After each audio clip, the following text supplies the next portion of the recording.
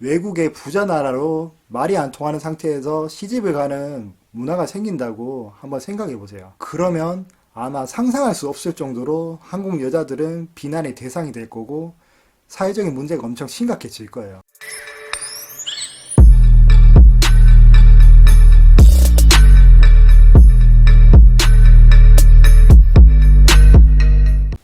구독, 좋아요, 안내 주문 많이 아파. 안녕하세요. 오늘은 저번 시간에 제가 송금에 대해서 약간 흥분한 상태로 방송을 했기 때문에 오늘은 조금 차분하게 그 송금 문화에 대해서 다시 한번 얘기를 해볼게요. 자, 먼저 저번 동영상은 제가 생각해도 그때 좀 약간 흥분한 상태로 방송을 했기 때문에 제가 전달하고자 하는 의미보다는 약간 그 공격성을 많이 띄었던 것 같아요. 그렇다 보니까 많은 분들이 보시기에 조금 불편할 수도 있다고 저도 인정을 하고 약간 생각을 좀 다시 하게 됐어요. 그래도 저는 다른 분들의 의견을 항상 살펴보고 저도 어쨌든 그걸 반영하는 사람이니까. 자, 그리고 저도 여러 가지 사유로 인해서 이런 편견에 부딪혔기 때문에 약간 그런 편견 때문에 민감한 부분은 조금 있어요.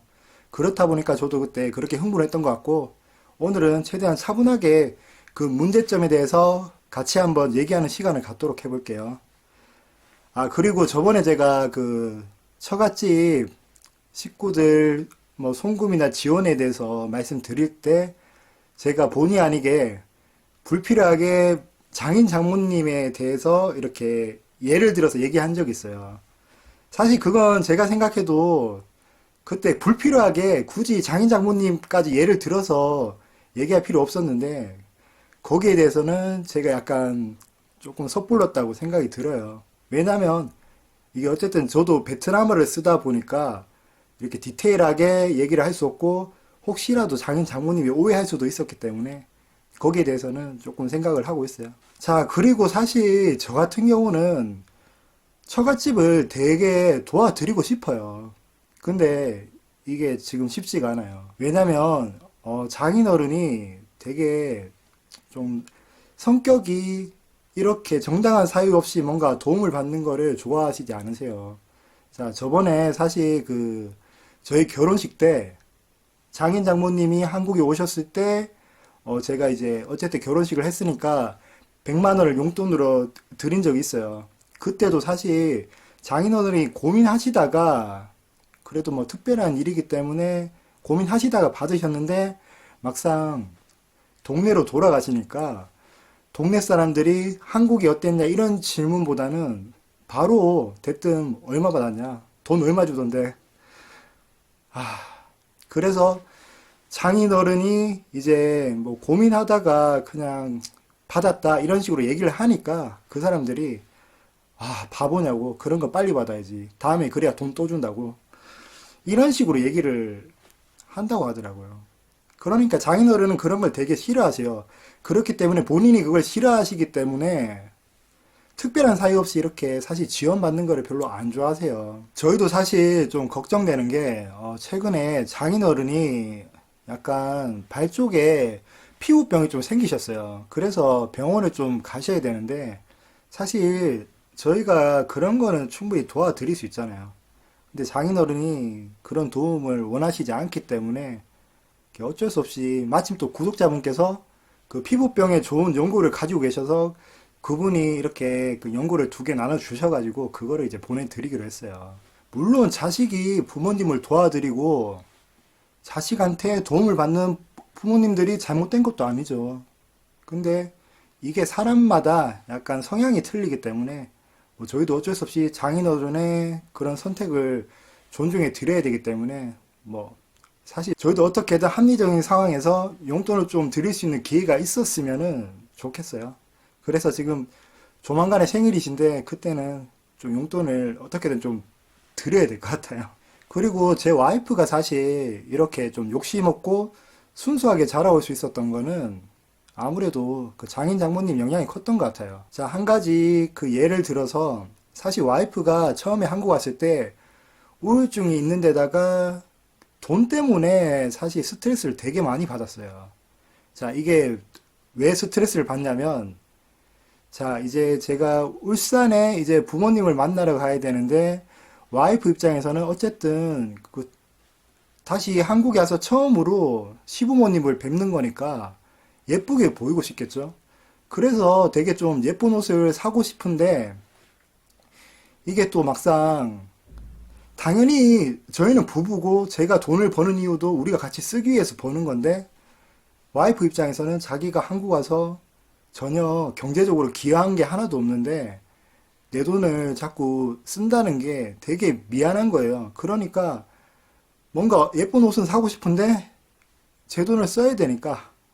그래서 되게 혼자서 끙끙 앓고 고민을 하더라고요. 그래서 그때도 되게 설득해서 아니 돈에 대한 강박관념 가지지 말고 그냥 편안하게 써라고. 뭐 지금은 이제 많이 나아졌어요. 어쨌든 와이프도 이렇게 장인어른의 영향 때문에 욕심이 없이 자라왔고 지금도 그렇게 살고 있는 것 같아요. 그렇기 때문에 와이프가 국제 결혼은 돈 때문에 한다. 이런 편견을 와이프도 엄청 싫어해요. 왜냐면 얼마나 억울하겠어요. 사실 여러분들이 아실지 모르겠지만 베트남에서 베트남 남자들이 국제 결혼하는 여자들을 엄청 안 좋은 시선으로 보는 경우가 많아요. 제가 예전에도 얘기했지만 하노이에서 택시 기사가 와이프한테 대놓고 제가 한국인인 거 알더니 아, 너도 돈이 좋아서 그냥 업체 통해서 결혼했구나.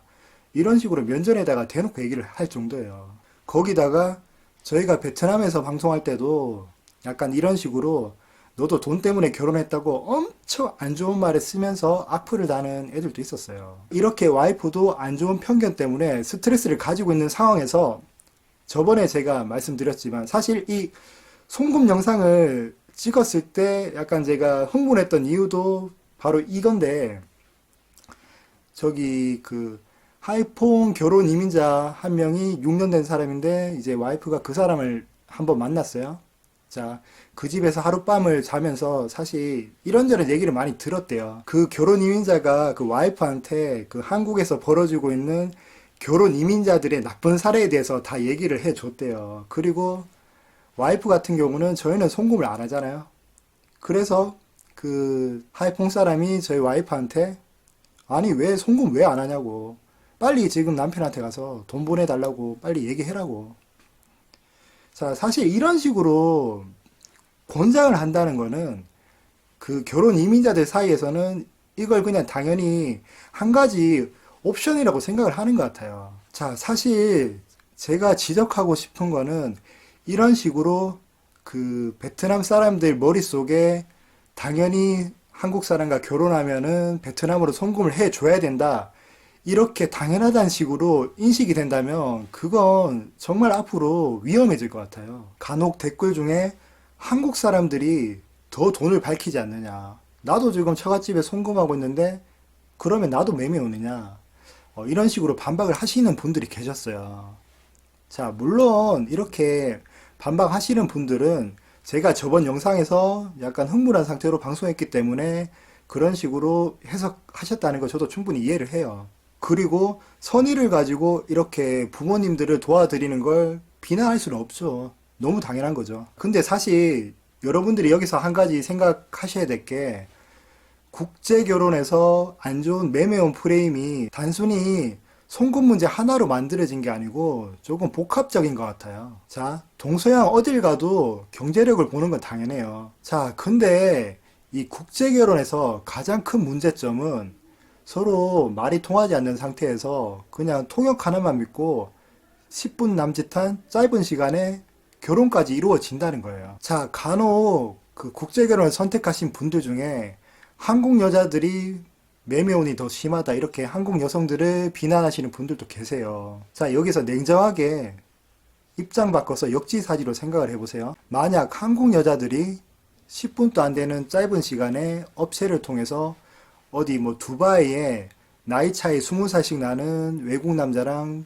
돈 때문에 결혼을 했다고 생각을 해보세요. 사실 지금 또 사회적으로 여자를 혐오하는 현상이 너무 심하잖아요. 그런데 만약 한국에서 이런 결혼 문화가 생겨서 외국의 부자 나라로 말이 안 통하는 상태에서 시집을 가는 문화가 생긴다고 한번 생각해 보세요. 그러면 아마 상상할 수 없을 정도로 한국 여자들은 비난의 대상이 될 거고 사회적인 문제가 엄청 심각해질 거예요. 그러니까 사실 국제결혼에 대한 편견은 단순히 송금뿐만이 아니고 이런 국제결혼 업체 시스템도 복합적으로 섞여 있기 때문에 그래서 이렇게 국제결혼에 대한 안 좋은 편견이 많은 것 같아요. 물론 극단적으로 한 번도 겪어보지 못했으면서 안 좋은 편견을 가지고 동남아 사람들을 손가락질 하는 사람들도 있겠죠.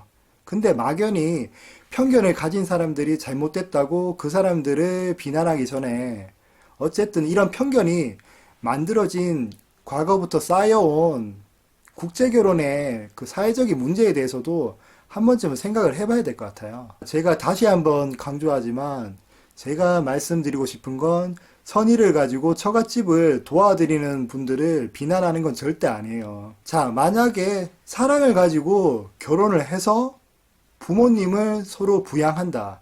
이건 너무나 자연스러운 일이에요. 그런데 한 가지 생각해야 될 게 만약에 경제적인 지원을 목적으로 결혼이 하나의 수단이 된다면 이건 바로 주객전도 현상이 일어나는 거고 그리고 그 결혼이 성사되기까지 현재 국제결혼 시스템을 이용했기 때문에 당연히 사회적인 문제로 이어질 수밖에 없는 거죠. 그렇기 때문에 제가 이런 송금 문화에 대해서 약간 한 번쯤 같이 고민해 봐야 될 것 같다.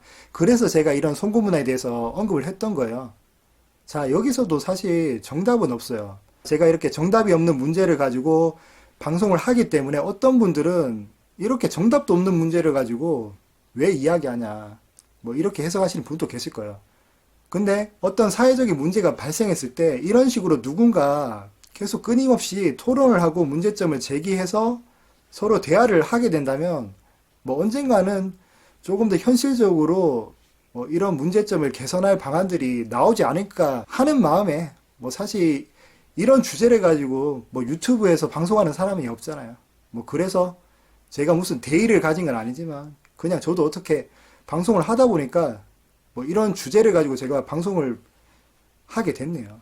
자, 어쨌든 오늘은 저도 최대한 차분하게 이렇게 문제점에 대해서 얘기하려고 노력했으니까 여러분들도 조금 뭐 약간 불편하게 들으시는 분들이 계실 수 있겠지만 최대한 객관적으로 조금 이 문제에 대해서 한 번쯤은 생각해 주셨으면 좋겠어요. 그리고 이제 다음 시간에는 제가 이제 그 처갓집 식구들을 초청해서 불법 취업까지 이어지는 그 사회적인 문제에 대해서 한번 얘기를 나눠볼게요. 감사합니다.